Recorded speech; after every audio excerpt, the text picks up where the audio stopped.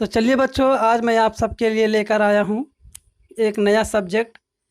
मैंने आपसे वादा किया था मैं जल्द ही आपके लिए अंग्रेजी की क्लास लेकर के आऊँगा।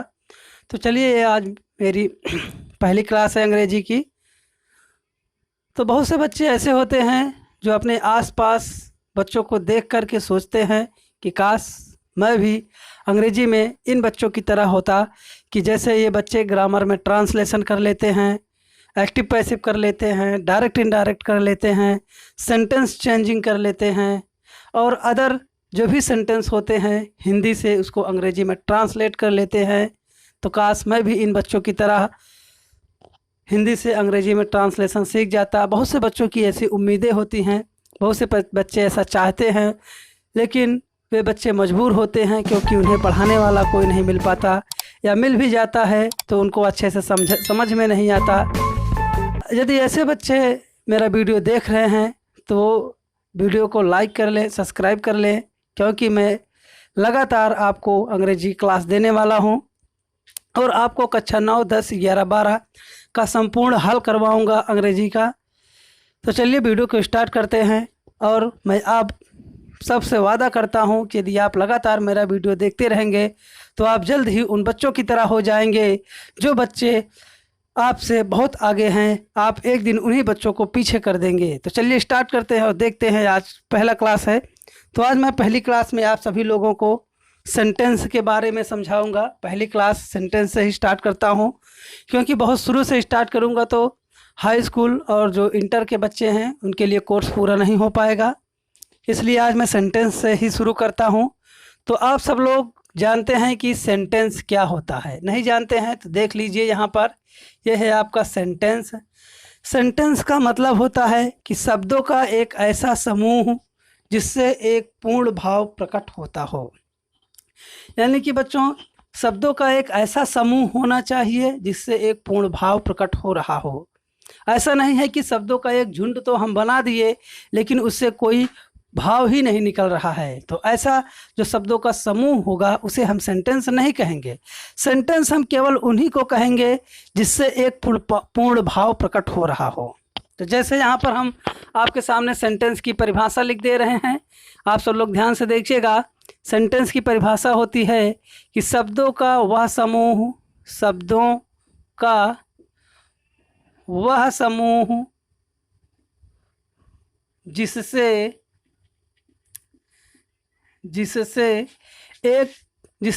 पूर्ण भाव प्रकट हो रहा हो। पूर्ण भाव प्रकट होता है। ये हो गया आपका सेंटेंस की परिभाषा। तो सेंटेंस की परिभाषा होती है शब्दों का वह समूह जिससे पूर्ण भाव प्रकट होता है। यानी कि शब्दों का ऐसा समूह होना चाहिए जिससे एक भाव निकल रहा हो। जैसे यहाँ देखिए, हम एक शब्दों का समूह लिख दे रहे हैं। जैसे यहाँ पर आप लिख सकते हैं राम इज गोइंग। तो यहाँ आप देख रहे हैं कि 3 शब्द लिखे गए हैं, राम इज गोइंग। तो इससे हमें एक भाव मिल रहा है। इसका अर्थ हुआ राम जा रहा है। अगर हम इसे हिंदी में लिखना चाहें तो हिंदी इसका हो जाएगा राम जा रहा है। इस तरह से लिखा जाएगा। इसका मतलब हम सभी को समझ में आ रहा है कि राम नाम का कोई एक व्यक्ति है जो जा रहा है। इससे तो हमें भाव मिल रहा है कि राम नाम का एक व्यक्ति जा रहा है। यदि हम इन्हीं शब्दों को थोड़ा आगे पीछे करके लिख देते हैं, तो जैसे मान लीजिए यहाँ हम कर दिए गोइंग इज राम। तो यहाँ आप देख रहे हैं कि वही शब्द नीचे भी लिखे गए हैं, लेकिन उनका क्रम ठीक नहीं है। जब उनका क्रम ठीक नहीं है तो उससे कोई भाव भी नहीं निकलेगा। तो इस तरह से आप देख रहे हैं कि शब्दों का एक समूह नीचे भी लिखा गया है और शब्दों का एक समूह ऊपर भी लिखा गया है, लेकिन ऊपर वाले से हमें एक पूर्ण भाव प्रकट हो रहा है, नीचे वाले से हमें कोई पूर्ण भाव प्रकट नहीं हो रहा है। तो इसलिए ऊपर वाला ये आपका एक सेंटेंस होगा और ये आपका सेंटेंस नहीं होगा। तो इस तरह से आप सेंटेंस को पहचान लेंगे। सेंटेंस वही होगा जिससे एक पूर्ण भाव प्रकट होता हो। यदि उस सेंटेंस से कोई भाव नहीं निकल रहा है तो वो आपका सेंटेंस नहीं होगा। तो इस तरह से आपका सेंटेंस हो जाएगा। तो चलिए अब अगला नंबर आता है कि सेंटेंस के प्रकार को जान लें। सेंटेंस कितने प्रकार के होते हैं, तो चलिए आज उन सभी को भी हम जान लेते हैं। वैसे तो सेंटेंस 5 प्रकार के होते हैं। सेंटेंस 5 प्रकार के होते हैं, ये देख लीजिए 5 प्रकार के होते हैं। सेंटेंस वैसे रियल में आपसे पूछा जाए तो आप बताएंगे सेंटेंस 5 प्रकार का होता है। इसमें नंबर 1 आपका आ जाता है असर्टिव सेंटेंस। नंबर 1 आ जाता है असर्टिव सेंटेंस, ये आपका नंबर 1 होगा। इसको आप ध्यान से देखिएगा। नंबर 1 हो जाएगा आपका असर्टिव सेंटेंस। नंबर 2 हो जाएगा आपका इंटेरोगेटिव सेंटेंस, यह है आपका नंबर 2 सेंटेंस। नंबर दूसरा है इंटेरोगेटिव सेंटेंस। ऐसे ही आपका नंबर 3 आ जाएगा ऑप्टेटिव सेंटेंस। ऑप्टेटिव सेंटेंस, ये देख लीजिए नंबर 3 हो गया। ऐसे ही नंबर 4 आ जाता है एक्सक्लामेटोरी सेंटेंस। EXCLAMATORY, ये हो जाएगा आपका एक्सक्लामेटोरी सेंटेंस। ये हो जाएगा आपका चौथा नंबर। इसी तरह से आपका एक 5वां नंबर आ जाता है जिसे कहते हैं हम ऑप्टेटिव हो गया, एक्सक्लामेटोरी हो गया। अगला आता है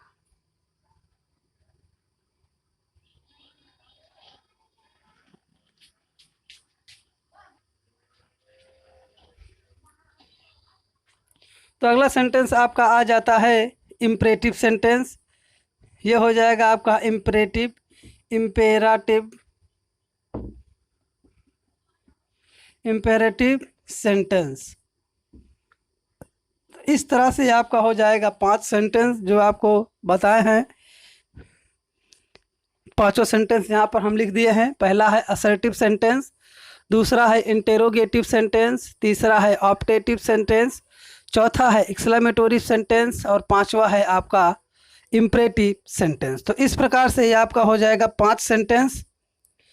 इन सभी को हम हिंदी में क्या कहते हैं इसको भी देख लेते हैं। असर्टिव सेंटेंस को कहते हैं हम साधारण वाक्य। साधारण वाक्य, ये हो गया आपका इम्परेटिव से असर्टिव सेंटेंस के लिए।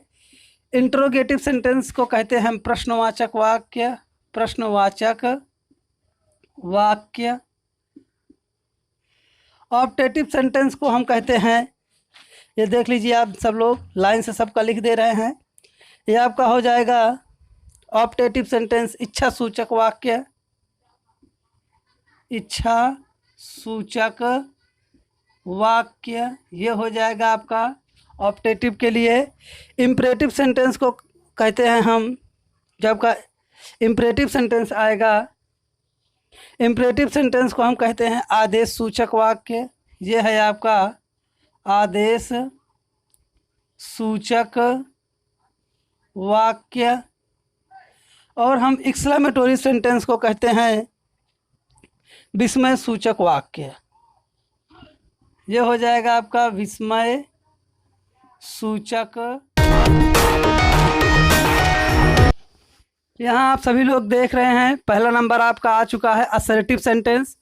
तो बच्चों असर्टिव सेंटेंस आप सोच रहे होंगे कि असर्टिव सेंटेंस क्या होता है। बहुत से बच्चे ऐसे होंगे जिन्हें आज तक असर्टिव सेंटेंस पता ही नहीं होगा कि असर्टिव सेंटेंस क्या होता है। तो चलिए आज हम आपको बताएंगे असर्टिव सेंटेंस क्या होता है। असर्टिव सेंटेंस वह सेंटेंस होता है जो किसी तथ्य, घटना या किसी कार्य के होने का बोध कराता है। असर्टिव सेंटेंस आप किसे कहेंगे? असर्टिव सेंटेंस की परिभाषा भी यहाँ हम लिख दे रहे हैं।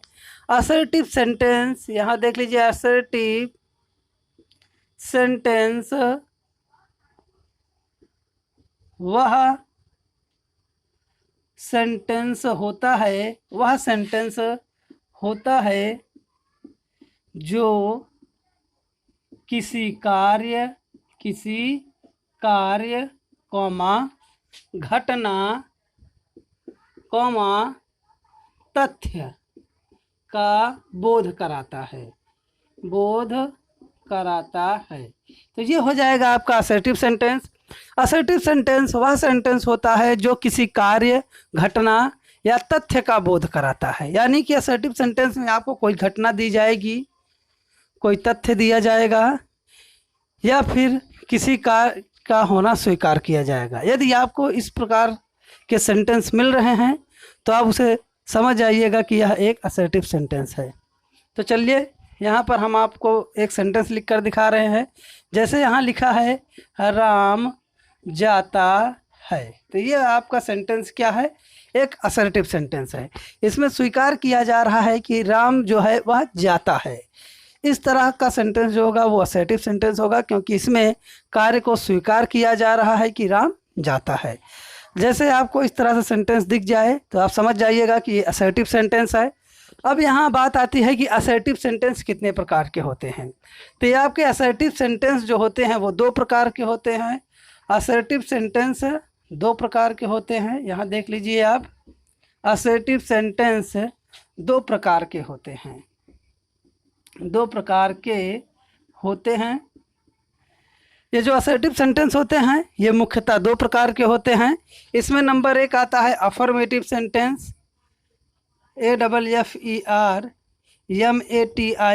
Affirmative sentence. ये आपका पहला है असर्टिव सेंटेंस, SENTENCE।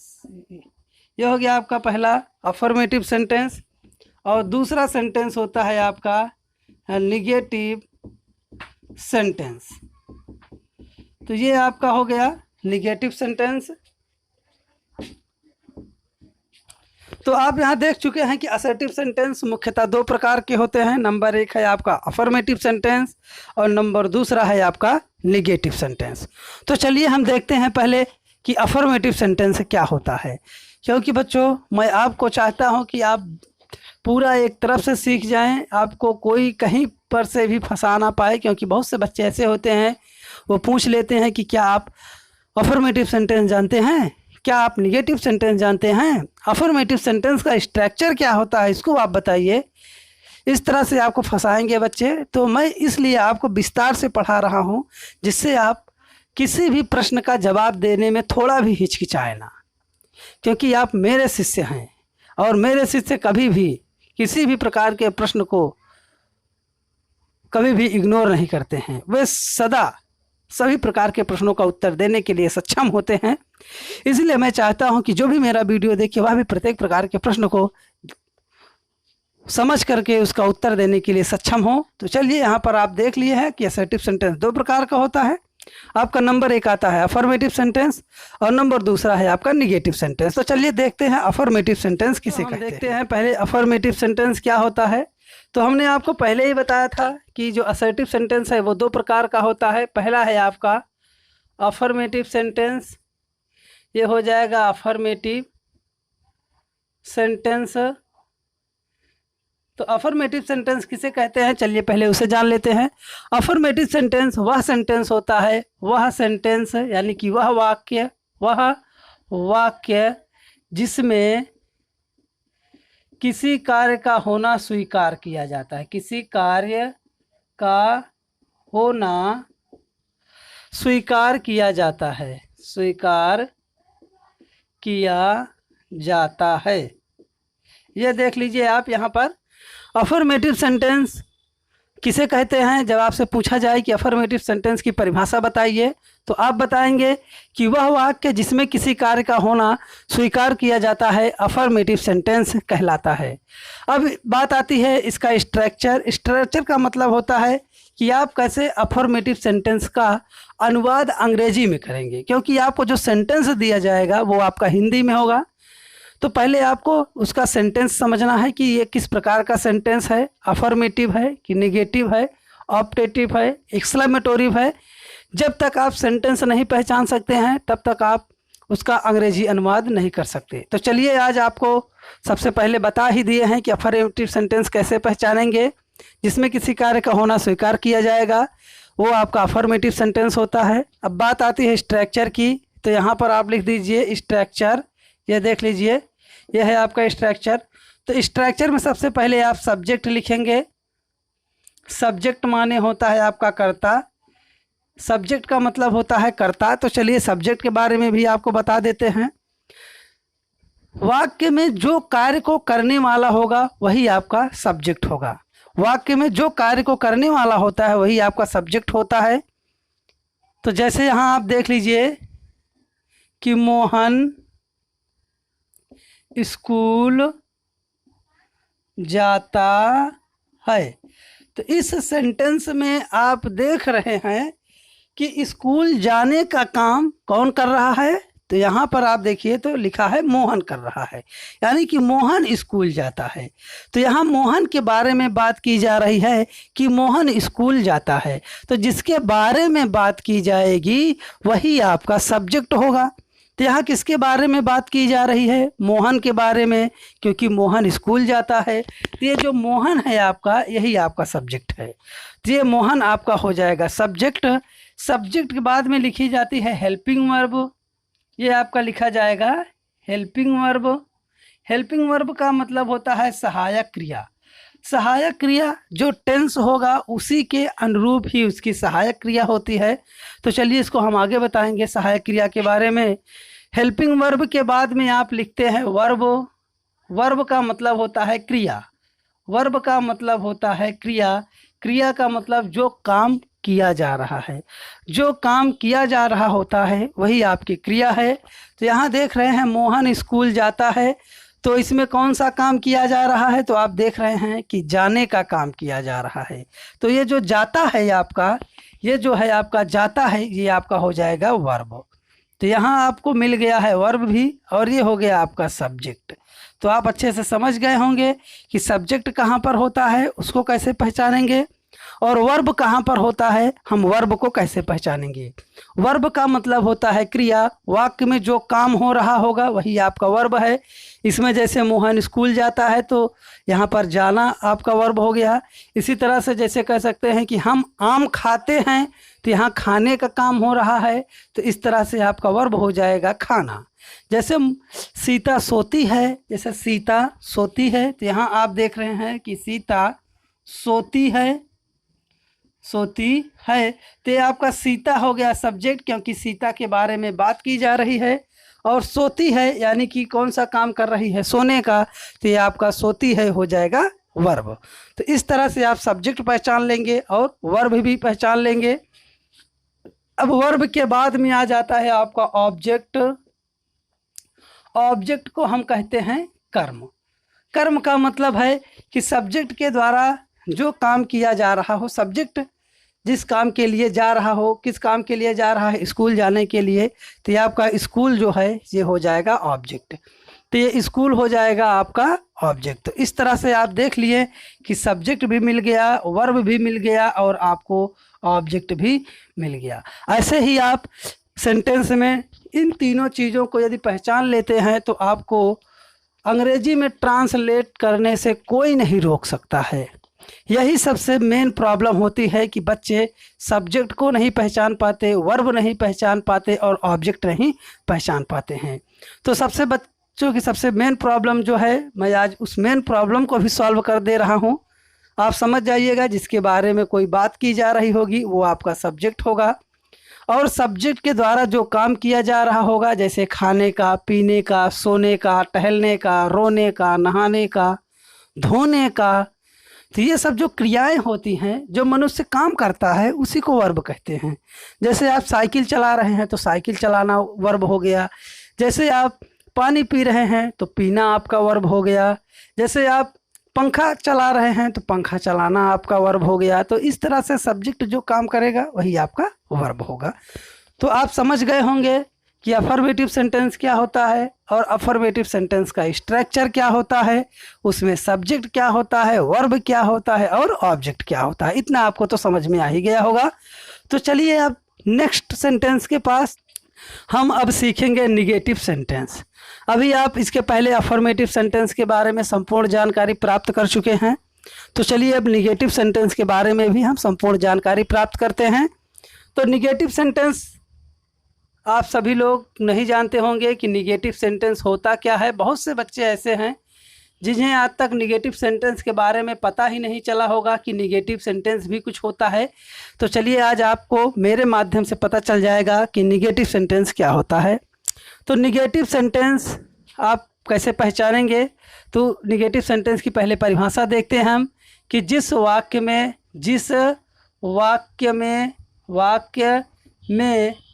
किसी कार्य का होना अस्वीकार किया जाए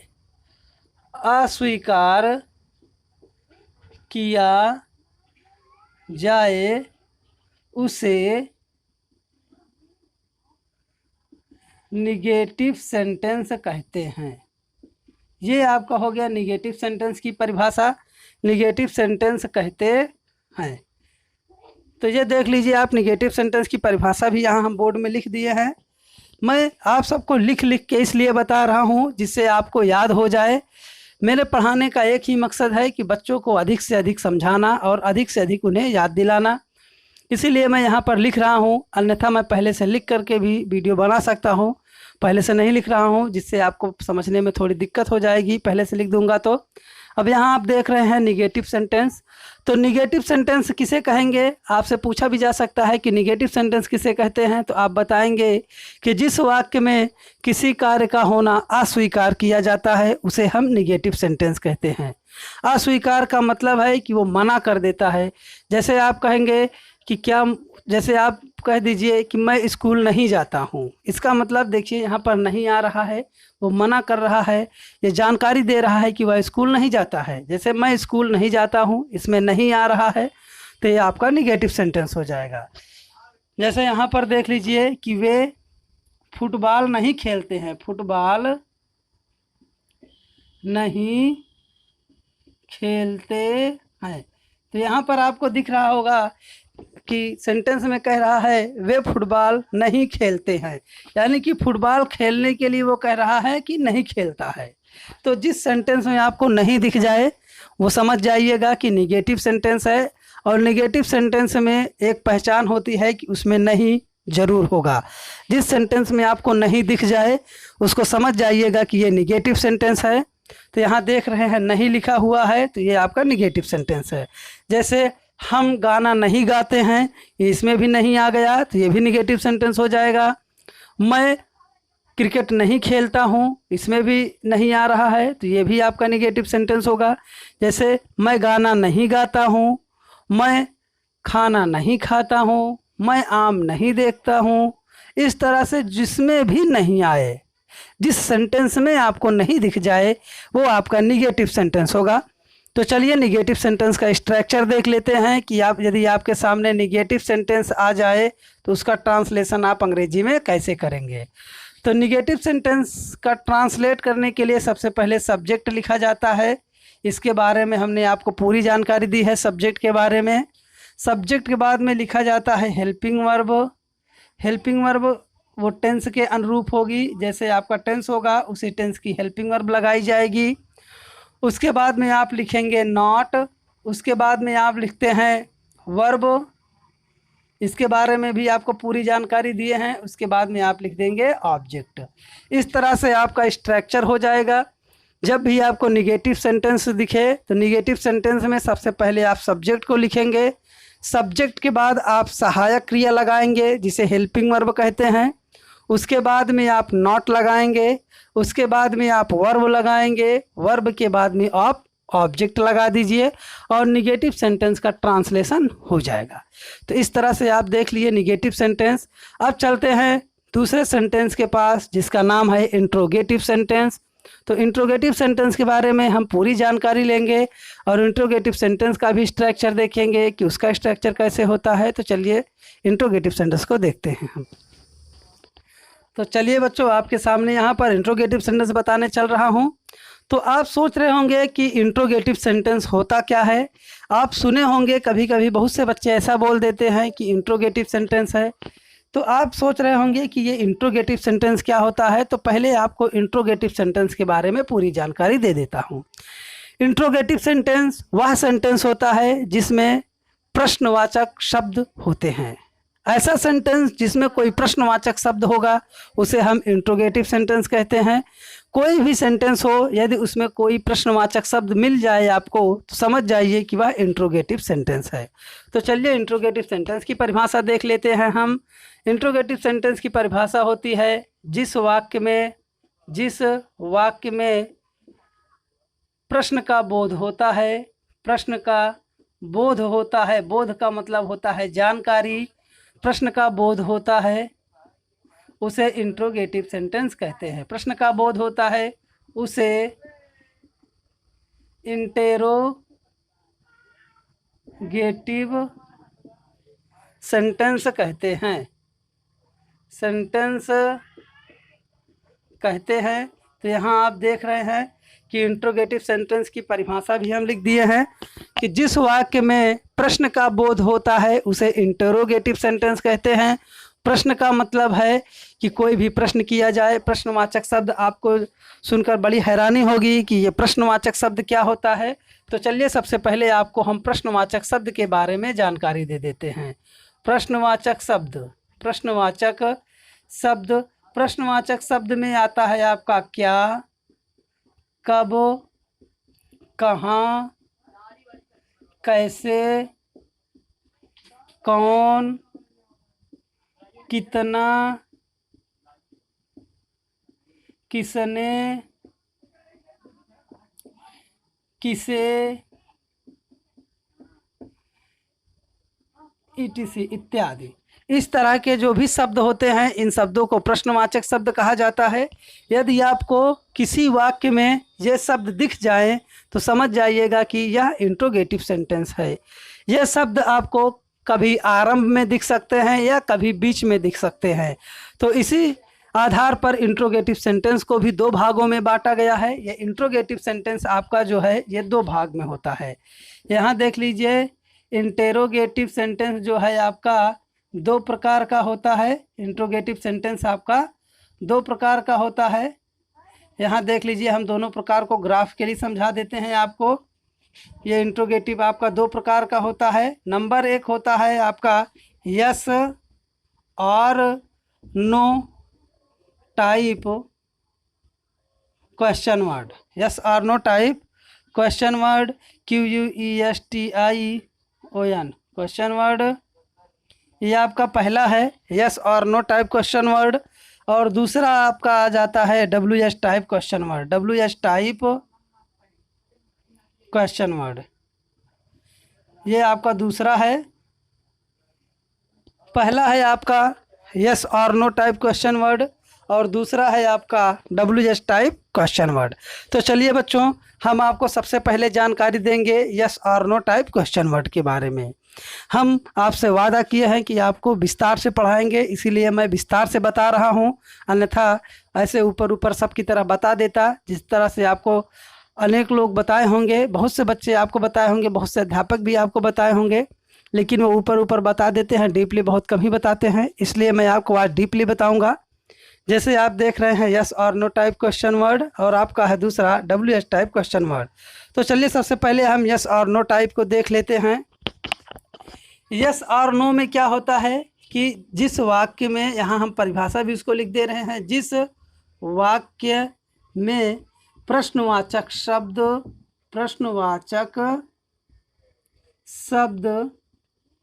वाक्य के आरंभ में आता है। हिंदी वाले में आप समझिएगा, हिंदी सेंटेंस की बात कर रहे हैं हम। जिस वाक्य में प्रश्नवाचक शब्द वाक्य के आरंभ में आता है, आरंभ में आता है उसे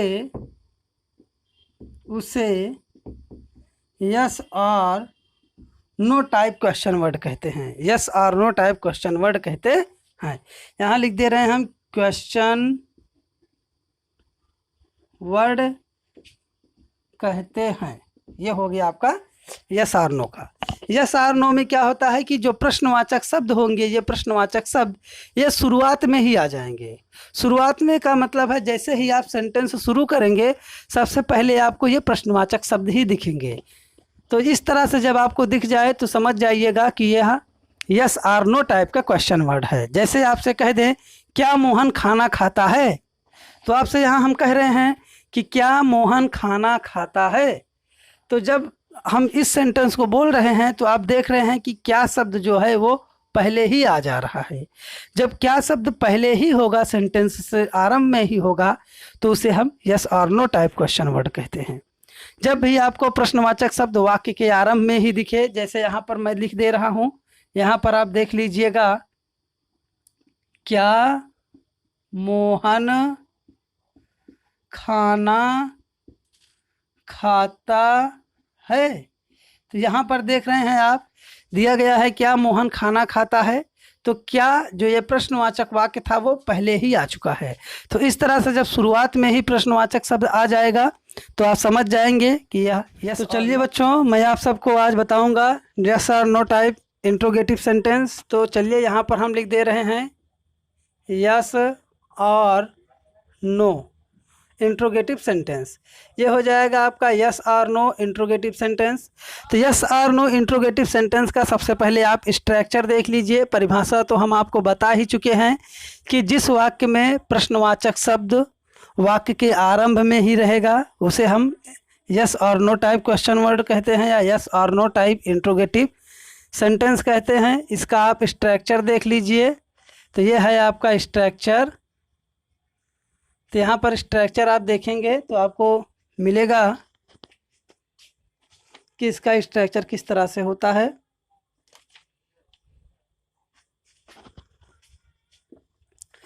तो जब आपको यस और नो टाइप इंट्रोगेटिव सेंटेंस मिल जाए तो आप सबसे पहले लिखेंगे हेल्पिंग वर्ब।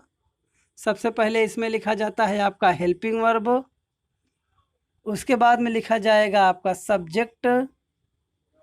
सब्जेक्ट के बाद लिखा जाएगा आपका यदि नहीं है तो नॉट। यदि नहीं है तो नॉट। यदि आपको वाक्य में कहीं पर नहीं दिख रहा होगा तो आप सब्जेक्ट के बाद में नॉट लगाइएगा, और नहीं यदि वाक्य में नहीं होगा तो आप नॉट नहीं लगाएंगे। यदि नहीं हो तो नॉट लगाएंगे। उसके बाद में यहाँ पर लिखेंगे वर्ब और लास्ट में लिख देंगे ऑब्जेक्ट, और यहाँ पर लास्ट में होगा आपका क्वेश्चन मार्क। क्वेश्चन मार्क आप लगाना मत भूलिएगा। क्वेश्चन मार्क आप नहीं लगाएंगे तो आपका सेंटेंस गलत हो जाएगा। देखिए, इसके पहले हमने जो लिखा था मोहन, क्या मोहन स्कूल जाता है, शायद यही था, तो उसमें हमने क्वेश्चन मार्क नहीं लगाया था। तो आप क्वेश्चन मार्क लगाना मत भूलिएगा। जब भी आप इंट्रोगेटिव सेंटेंस लगाइए एट लास्ट में आप क्वेश्चन मार्क जरूर लगाइएगा। आपका दूसरा आ जाता है WH type question word. WH type interrogative sentence, ये देख लीजिए इंटेरोगेटिव सेंटेंस ये आपका आ गया। इसको भी चलिए हम विस्तार से सीखेंगे कि yes WH type interrogative sentence क्या होता है। तो जिस वाक्य में, इसकी परिभाषा हम सबका अलग अलग लिखेंगे, जिस वाक्य में प्रश्नवाचक शब्द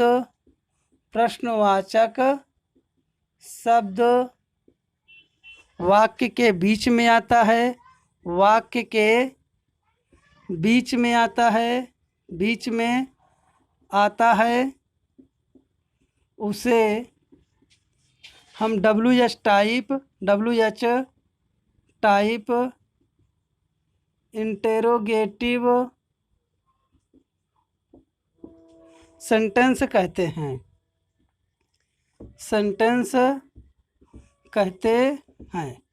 यदि इस अंग्रेजी की बात की जाए कि यदि आपको जो सेंटेंस दिया गया है वो इंग्लिश में होगा तो इंग्लिश वाले सेंटेंस में क्या होता है कि प्रश्नवाचक शब्द जो होगा वो शुरू में ही रहता है। यदि आपको सेंटेंस दिया गया है जो वो सेंटेंस आपका अंग्रेजी में है तो अंग्रेजी वाले सेंटेंस में आप देखिएगा कि क्वेश्चन वर्ड आपको शुरू में ही दे देगा। तो जब आपको शुरू में ही क्वेश्चन वर्ड मिल जाए और सेंटेंस आपका अंग्रेजी का होगा तो वो भी आपका WH टाइप क्वेश्चन वर्ड ही माना जाता है। तो चलिए इसका भी स्ट्रक्चर देख लेते हैं हम कि इसका अनुवाद कैसे किया जाएगा। जब आपको WH टाइप इंट्रोगेटिव सेंटेंस मिल जाए तो पहले आप इसको समझाया नहीं कि WH टाइप आप पहचानेंगे कैसे। WH टाइप को पहचानने के लिए आपको ये देखना है कि जो क्वेश्चन वर्ड है वो बीच में है कि नहीं है। जैसे यहाँ पर हम लिख दे रहे हैं कि सरिता स्कूल क्यों जाती है, क्यों जाती है। तो यहाँ आप देख रहे हैं कि सरिता स्कूल क्यों जाती है, तो जो प्रश्नवाचक वाक्य है वो आपको बीच में दिख गया। जब भी आपको क्वेश्चन वर्ड यानी कि प्रश्नवाचक वाक्य बीच में दिख जाए तो समझ जाइएगा कि यह आपका WH टाइप इंटरोगेटिव सेंटेंस है। तो WH टाइप इंटरोगेटिव सेंटेंस को हम अंग्रेजी में कैसे अनुवाद करते हैं, चलिए उसका हम स्ट्रक्चर देख लेते हैं। तो ये होगा आपका स्ट्रक्चर, क्योंकि मैं बहुत ही स्लो पढ़ा रहा हूँ जिससे बहुत ही कमज़ोर बच्चे भी आसानी से सीख लें। तो स्ट्रक्चर में सबसे पहले आपको लिखना है क्वेश्चन वर्ड, सबसे पहले ही आपको लिख देना है क्वेश्चन वर्ड। क्वेश्चन वर्ड के बाद में लिखना होगा हेल्पिंग वर्ब, ये देख लीजिए हेल्पिंग वर्ब। उसके बाद में आप लिखेंगे सब्जेक्ट, जो भी आपका सब्जेक्ट होगा सब्जेक्ट लिख दीजिएगा। सब्जेक्ट के बाद में यदि नहीं होगा तो नॉट लिखिएगा, यदि नहीं है तो नॉट। सेंटेंस में यदि नहीं होगा तो आपको नॉट लिखना होगा सब्जेक्ट के बाद में। उसके बाद में आप लिखेंगे वर्ब, उसके बाद में आप लिख देंगे ऑब्जेक्ट। तो इस तरह से आप देख लिए हैं, लास्ट में आपको क्वेश्चन वर्ड लगाना है। तो इस तरह से आप सीख लिए हैं कि WH टाइप क्वेश्चन वर्ड क्या होता है। WH टाइप क्वेश्चन वर्ड मतलब WH टाइप इंट्रोगेटिव। तो जिस वाक्य में प्रश्नवाचक शब्द वाक्य के बीच में आएगा उसे हम WH टाइप क्वेश्चन वर्ड कहेंगे या WH टाइप इंट्रोगेटिव सेंटेंस कहेंगे। जैसे यहाँ पर आपको बताया भी है हमने कि जैसे सरिता स्कूल क्यों जाती है, तो यहाँ पर आप देख रहे हैं कि क्यों शब्द जो है वो वाक्य के बीच में आ गया, इसलिए आपका WH टाइप हो जाएगा। और WH टाइप का जब अनुवाद करेंगे अंग्रेजी में तो सबसे पहले क्वेश्चन वर्ड लिखेंगे, उसके बाद में हम लिखते हैं हेल्पिंग वर्ब, उसके बाद में लिखा जाएगा सब्जेक्ट, उसके बाद में यदि वाक्य में नहीं होगा तो नॉट लिखिएगा, उसके बाद वर्ब लिख दीजिएगा, उसके बाद में ऑब्जेक्ट और लास्ट में क्वेश्चन मार्क। तो इस तरह से आप देख लिए कि WH टाइप का भी स्ट्रक्चर हम लिखवा दिए हैं। अब हम आपको बताएंगे इम्परेटिव सेंटेंस। इसी के साथ में जब ये सेंटेंस ख़त्म हो जाएगा तो आपको मैं बताऊंगा टेंस। तो टेंस बताऊंगा उससे पहले मैं आपको थोड़े बहुत रूल्स भी बता दूंगा जिससे आपको टेंस का ट्रांसलेशन करने में कोई दिक्कत ना हो। और जो बच्चे मेरा वीडियो यह देख रहे हैं वो लगातार वीडियो को देखते रहें, क्योंकि मैं आपको संपूर्ण हल करवाऊंगा जो अंग्रेजी का ग्रामर पोर्शन है।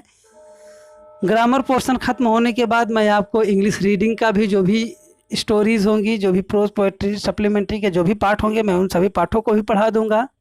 और मैं लगातार गणित का वीडियो अपलोड कर रहा हूँ, विज्ञान का वीडियो भी अपलोड कर रहा हूँ, और अब मैं आज पहला वीडियो अंग्रेजी का भी दे रहा हूँ, जिससे आपको लगे कि आपका ये जो तीनों सब्जेक्ट है वो आपको मजबूत हो जाए और आप अपने आसपास के बच्चों से कम ना हो, आप उनसे ज़्यादा अंक हासिल कर लें।